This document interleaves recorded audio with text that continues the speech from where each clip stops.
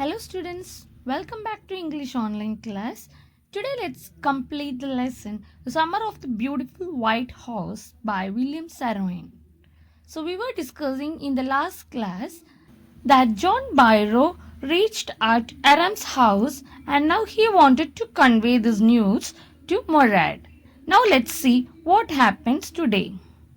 He was sitting under a peach tree trying to repair the hurt wing of a young robin which could not fly. He was talking to the bird. So when Aram reached at Murad's house, he was sitting under a tree and he was trying to repair the wound of a young bird. From this, we can understand that Murad was so compassionate towards all creatures.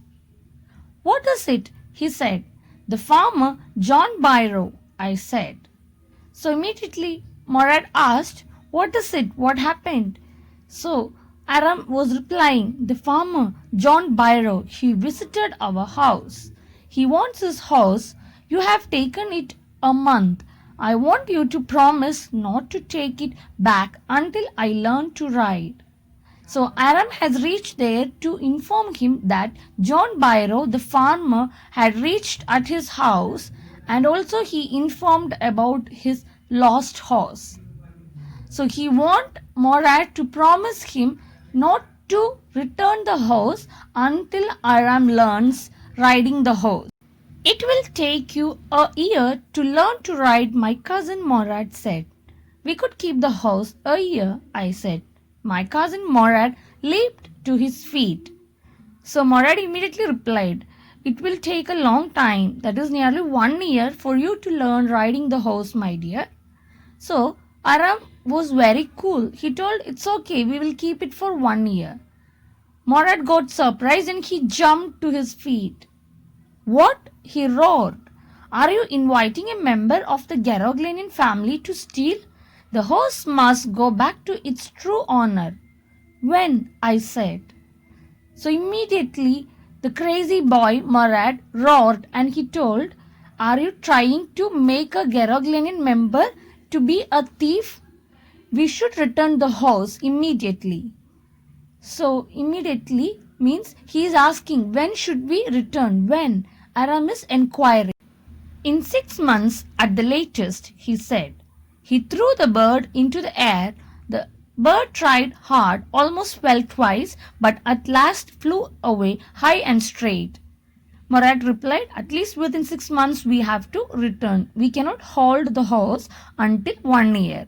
And after keeping the medicine for the wounded bird, he made it to fly away.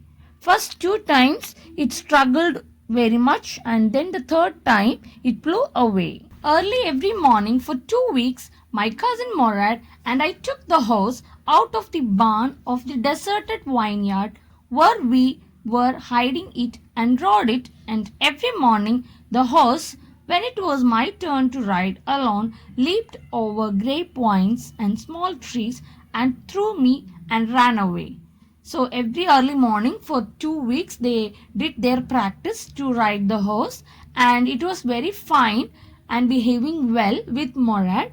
But when Aram tries to ride the horse, every time it jumps over the grapevines and the small trees and then it moves towards the fields. Nevertheless, I hoped in time to learn to ride the way my cousin Morad rode. So within no time, he also tried to learn to ride the horse like Morad. One morning, on the way to Fetwagian's deserted vineyard, we ran into the farmer John Byrow, who was on his way to town. So one morning, when they were going to the vineyard of Fetwagian, they met the farmer John Byrow on their way. Let me do the talking, my cousin Morad said. I have a way with farmers. So immediately Morad told, I will talk to him because I know how to handle him. Good morning, John Byrow, my cousin Morad said to the farmer. The farmer studied the horse eagerly. So immediately John Byrow started talking to the farmer. He greeted him, good morning. The farmer studied the horse. he had a careful look at the horse. "Good morning, son of my friends," he said. "What is the name of your horse?" "My heart," my cousin Morad said in Armenian. So the farmer also replied. He also said good morning and he asked, "What is the name of your horse?" Morad replied, "My heart," and that too he told in Armenian. "A lovely name," John Byro said, "for a lovely horse. I could swear it is the horse that was stolen from me many weeks ago." So he told, a beautiful name for a beautiful horse, but this horse looks like the horse which I had lost a month before. "May I look into his mouth?" "Of course," Morad said. So John Byro asked him permission to have a check at the mouth of the horse, and Morad agreed. The farmer looked into the mouth of the horse. "Tooth for tooth," he said. "I would swear it is my horse if I didn't know your parents." So the farmer examined the mouth of the horse and he verified the very same teeth that the lost horse had. And he told, I really feel doubtful if I didn't know your parents because your family was known for honesty.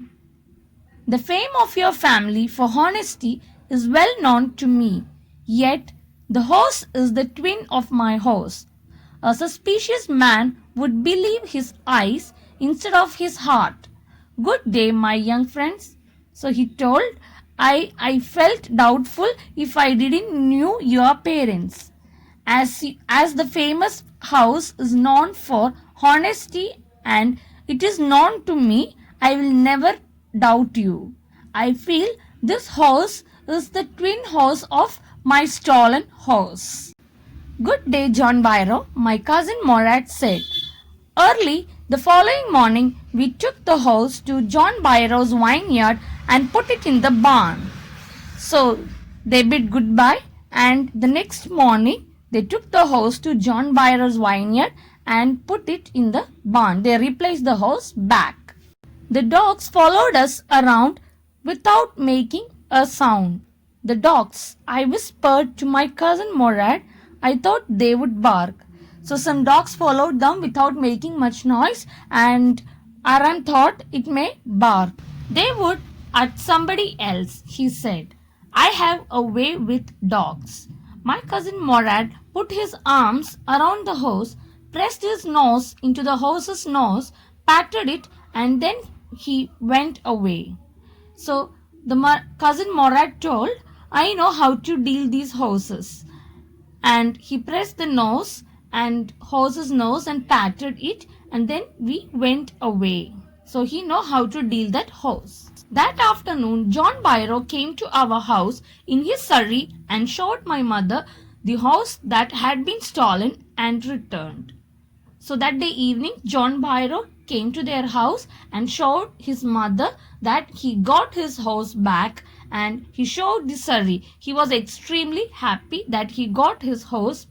I don't know what to think, he said. The horse is stronger than ever, better tempered too. I thank God.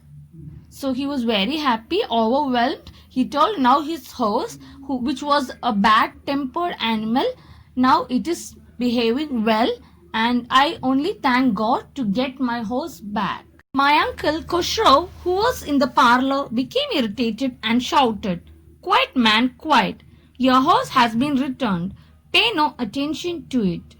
So by listening this, that he thanked God to get his horse back, Uncle Khosrow, he became very irritated and he told again, Pay no attention, whatever happened, that you got your horse back, don't pay any attention. So in that way, the story will come to an end.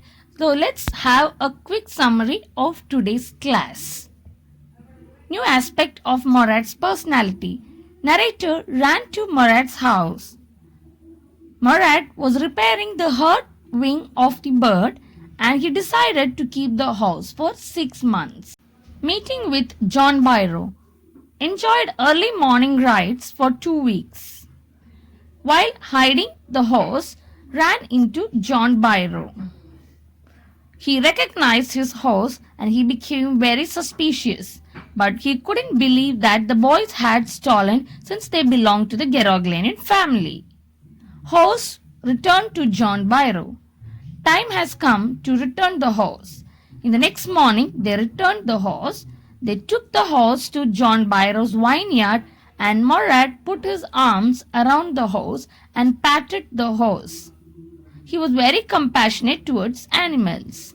John Byrow's visit, he showed the horse to narrator's mother.